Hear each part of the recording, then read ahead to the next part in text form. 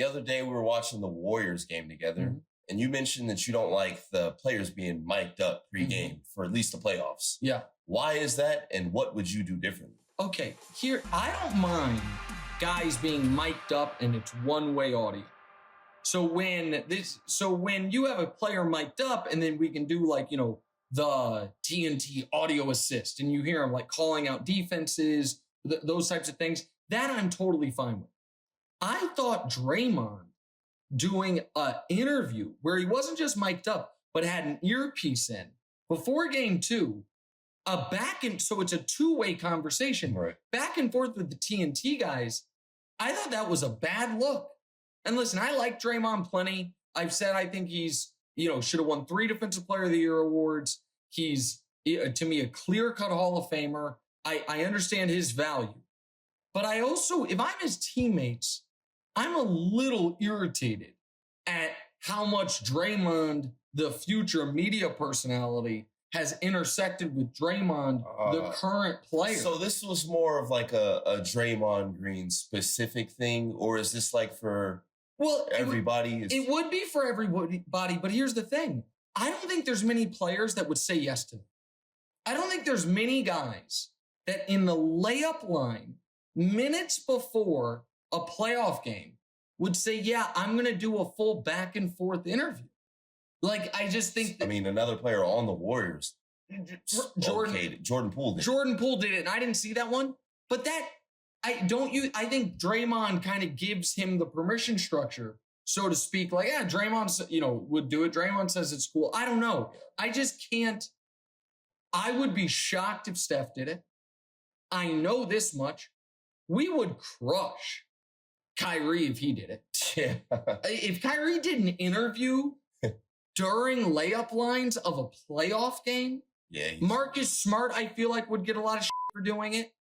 It just struck me as odd. And maybe I don't know. I think like Draymond the podcaster, Draymond the broadcaster, all of these things, while the Warriors are trying to win a championship, and if we're being totally honest, Draymond hasn't like bathed himself in glory in this series. I don't think that's great. Are we talking anywhere in the show? I know the B block's usually mostly a surprise to me. Are we talking anywhere in the show about the technicals with Draymond? Yes. We are? Okay, yes. Then I'll wait for it. Okay, all right, let's move on. What's next? Who's the worst offender in the league? Mavericks bench interfering with plays, or Draymond Green fighting with refs? Okay, so that's great. So now time for a little this or that. So the Mavericks bench is a very interesting situation because my buddy Laszlo, who I've quoted on this podcast many times, he has a line about parking at concerts and parking in no parking zones. Okay. And he was going to a concert once with his co-host, Slim Fast, and Slim said, "You can't park here." Laszlo said, "Yes, you can." He said, "No, it says, restricted parking." He's like, "It'll be a ticket." He's like, "Yeah, I know. I can park here. It's just going to cost me $75 and I'm comfortable with it." Meaning, if you're willing to pay the fine, you're allowed to do it. That's what the Mavs have decided to do with the bench stuff. Right. Mark Cuban has said, "I'll pay the fines. It's worth it to me." So he knows he's going to get fined. He doesn't seem really to be complaining about getting fined, and he says it's worth it. So I have no issue with it. Like, the NBA needs to figure out, like, are you going to up the fines? You can make it more punitive. Until then, it's not a real deterrent.